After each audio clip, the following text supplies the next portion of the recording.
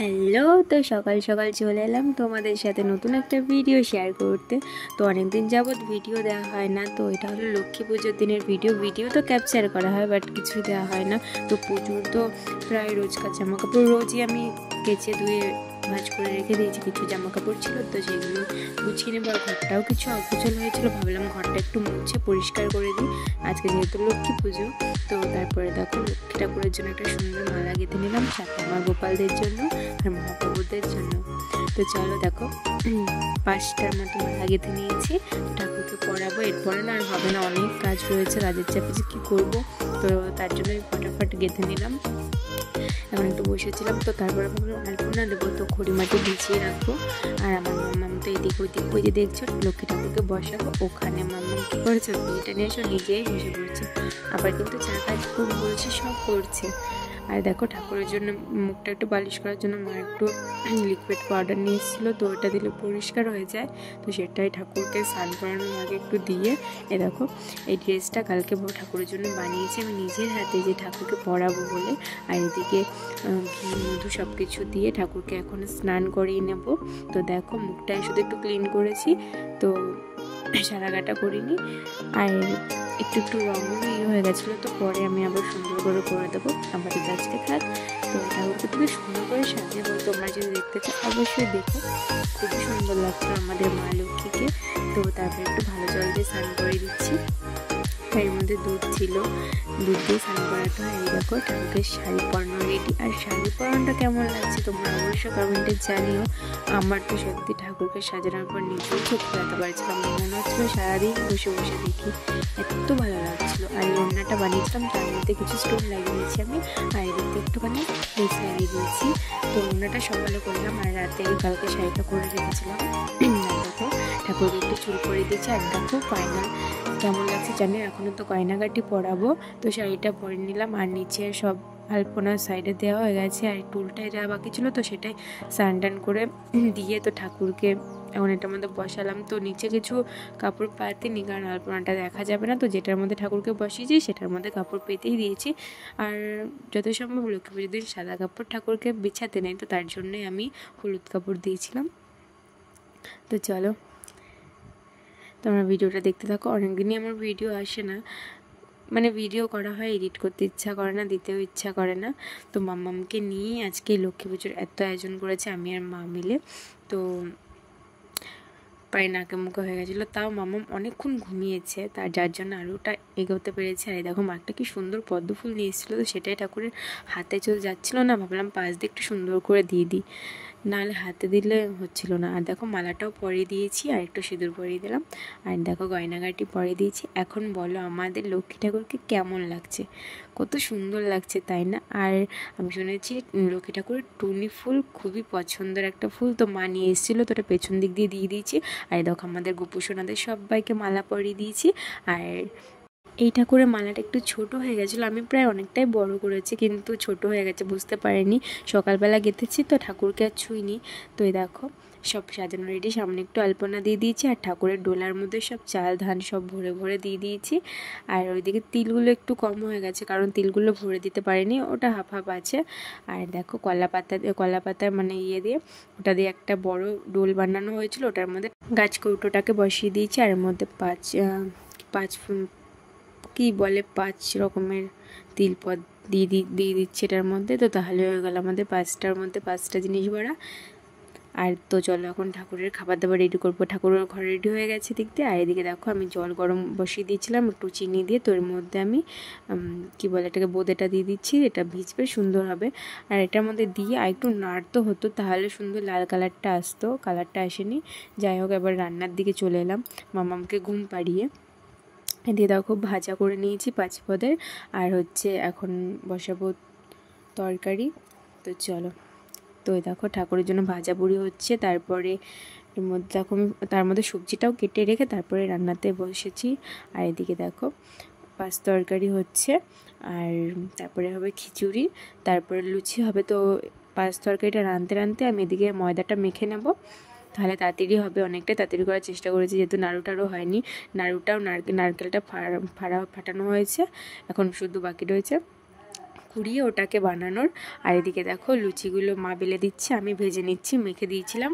তো এরপরে বসাবো খিচুড়ি, তারপরে হবে নাড়ু। তো এইসব করতে করতে না সন্ধ্যা লেগে গেছে। সন্ধ্যালে আবার ওদের খেতে দিলাম, তার মধ্যে তো কাজ আছে। মাম্মাম উঠলো, মাম্মামকে খাওয়ালাম, আলপনা দেওয়া হয়েছে ওদিকে আবার হচ্ছে। তারপর নিজে রেডি হলাম, দেখো ফাইনাল আমি রেডি হয়ে গেছি। আর এই দেখো আলপনাটা দিয়েছি, প্রদীপ করে দিয়েছিলাম, খুব সুন্দর লাগছিল। আর এই দেখো আমাদের সব ভোগ রেডি হয়ে গেছে। তো এদিকে সব ফলও বানিয়েছি, তারপরে ফল বানিয়েছি, তারপরে এই থালাটা সাজালাম, সব কিছু এখানে সাজানো গোছানো সবই নিজেই করেছি। এ দেখো সব রেডি। আর এদিকে দেখো মা একটু ফুলগুলো দিয়ে দিচ্ছিল। তো এখন ঠাকুর মশাই খোঁজার পালা। আর এই দেখো আমার আলপনাটা কেমন লাগছে বলো। একটু প্রদীপ বানিয়ে দিয়েছি, খুব একটা ভালো আলপনা করতে পারি না, বাট চেষ্টা করলাম।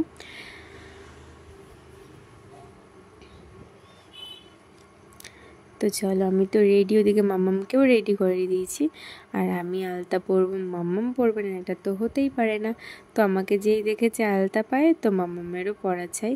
তো আমরা ওখানে বসে বসে বিকেলবেলাতে মানে আলতাটা পরে নিয়েছি। তো যে মাম্মাম দেখেছে আমার মাম্মামও পরবে, তো ওর পায়েও পরিয়ে দিলাম। মাঝখানে না ফুলটা দিইনি, দিয়ে ওর বাবাকে দেখিয়েছি, দিয়ে আমাকে বলছে ফুল তো দাওনি আমার পায়ে। তারপর আবার সেই ফুলটা করে দিলাম। আর জানো তো বন্ধুরা, ওর মানে কীভাবে হয়, কতটা কি করেছে, মানে ওর সবটা মনে থাকে। আর এদিকে দেখো রোমিওকে নামিয়ে নিয়ে আসলাম, বম ফাটছে, আর ও তো বম দেখে এত ভয় পায়, পারে তো খাটের তলায় ঢুকে পড়ে। তো ওকে নিয়ে আসলাম। আর এই দেখো আলপনাটা এখন ভালো বোঝা যাচ্ছে। আর দেখো এই যে আমাদের মা লক্ষ্মী ফাইনাল লুকে রেডি।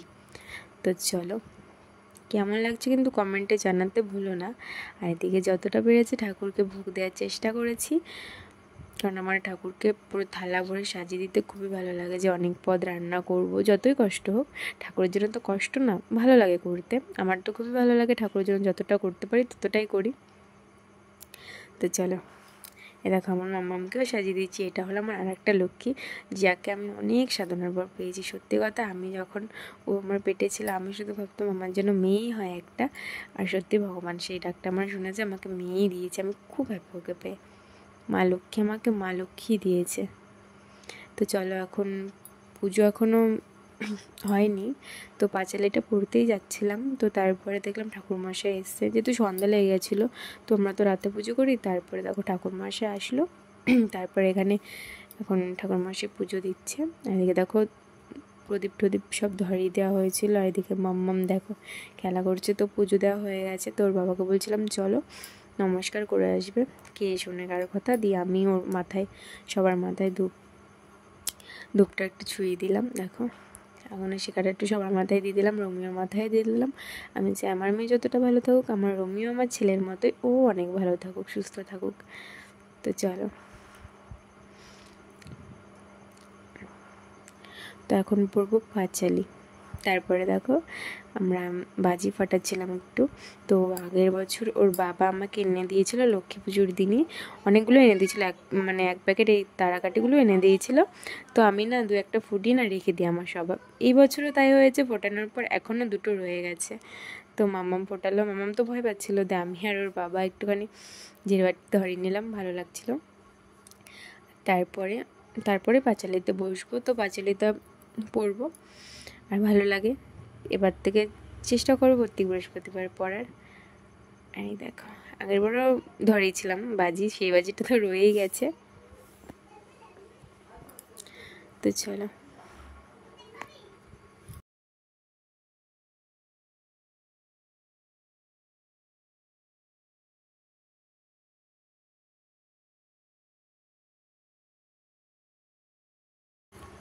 মামামকে বলছিলাম আসো মামাম ধরবা, মামাম তো কিছুতেই আসছিল না। যাই হোক, দূরেই থাকায় ভালো আগুনের থেকে বাচ্চারা। তো আমি তো একটা ঝেড়বাতি ধরিয়েছি, আরও একটা রেখে দিয়েছি, এখনও দুটো না একটা আছে, যাই হোক। তো দেখো মাম্মাম তো খুব খুশি হচ্ছিলো দেখে। আর আমাদের রুমিও বিতুমার্কা তো খুব ভয় পায়, এই দুর্গাপুজোর থেকে শুরু হয়, ও যা ভয় পায়। আর দেখো খুব একটা সামনে দু একটা আলপনা দিয়েছিলাম, পুরো ঘর জুড়ে দিতে পারিনি সময়ের অভাবে। আর এদিকে দেখো আমাদের ঠাকুরঘর তো পুজো কমপ্লিট হয়ে গেছে। তো এখন বসবো পাঁচালিতে, তারপরে ঠাকুরঘর আটকে দেবো, ঠাকুর ভোগ নেবে, তারপর আমরা সবাই বাড়িতে বাড়িতে প্রসাদ দিতে যাব। তো দেখো পাঁচিলটা আজকে ওর বাবা নিয়ে আসলো, তো ছিল না পাঁচিলে, যার জন্য পড়া হতো না। আর এদিকে দেখো ভাই আর ভাইয়ের বউ এসেছিলো, তো ওদেরকে বলেছিলাম আসতে, মা বাবাকেও বলেছিলাম, ওরা আসতে পারেনি। আর তাই ওরা দুজন চলে এসে, তো বললাম কত করে থাক, কিছুতেই তো থাকবে না, আর মামা যতবারই আসুক পয়সা তো ভাগ্নিকে দিয়েই যাবে। তো দেখো খেলছিল ওরা, তো সবাই ওকে নিয়ে গিয়ে সবাইকে বাড়িতে বাড়িতে প্রসাদ দিয়ে এলাম। আর এদিকে দেখো চলেও যাচ্ছে, বললাম থাক, কিছুতে থাকলো না, তো মা ওদের জন্য প্রসাদ দিয়ে দিলাম। আর এদিকে দেখো ওরা চলে যাচ্ছে। আর যেই বলেছে কিন্ডার জয় খাবে, ঠিক ভাগ্নিকে লাই দেওয়া শুরু, পয়সা দিয়ে গেছে। পরের দিনও এসেছিলো, সেদিনও পয়সা দিয়ে গেছে। ভাবো মানে ভাগ্নির প্রতি কত ভালোবাসা। যাই হোক চলে যাচ্ছে, আর ও তো কিছুতেই ছাড়বে না, কান্না শুরু করে দিয়েছে। মিষ্টি খাচ্ছিল, মিষ্টির বাটিটা ছুঁড়ে ফেলে দিয়ে চলে এসছে মামার সাথে যাবে। তো আমাকে বলছে মা শাড়ি পরে যাবো, দেখো যাবে না, কিছুতে আমার কাছে আসবে না। তো আমাদের এখানে দেখো রাসের জন্য আমাদের লক্ষ্মী পুজোর দিন কাটাম পুজো হয়, তো সেখানে সামনে কাটাম পুজোও হচ্ছিল, তো সেটাও একটু দেখলাম। এই দেখো, আর দেখো ওর কাকা মামামের কাকা ফোন করেছিল, দেখছিল হয়তো, তো ওর সাথে একটু কথা বলে নিলাম। ভাই ওরা চলে গেল সেই সুযোগে। আর দেখো রাতেও বাড়িতে এসে প্রসাদ খাচ্ছিল। তো চলো ভিডিওটা এই পর্যন্তই, ভালো লাগলে লাইক কমেন্ট শেয়ার করে আমার চ্যানেলটাকে সাবস্ক্রাইব করে দিই, যাতে আরও ভালো ভালো ভিডিও দেখতে পারো, আর আমিও যেন ভালো ভালো ভিডিও বানাতে পারি। তো চলো টাটা।